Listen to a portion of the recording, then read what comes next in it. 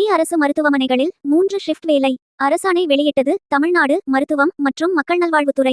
மே 6 என தேதியிடப்பட்ட அந்த அரசாணையில் சென்னை உயர்நீதிமன்ற மதுரை கிளையின் தீர்ப்பின் அடிப்படையில் மருத்துவம் மற்றும் மக்கள் நல்வாழ்வுத்துறையின் கீழ்வரும் அரசு மருத்துவக் கல்லூரிகள், மருத்துவமனைகள் மற்றும் ஆரம்ப சுகாதார நிலையங்களில் பணிபுரியும் செவிலிய உதவியாளர்கள் தரம் 2 மற்றும் கடைநிலை ஊழியர்களான மருத்துவமனை பணியாளர்கள் மற்றும் தூய்மை பணியாளர்களுக்கு டி கிரேட் எம்ப்ளாயீஸ் கீழ்க்கண்டவாறு பணிநேரம் நிர்ணயித்து உத்தரவிடப்படுகிறது.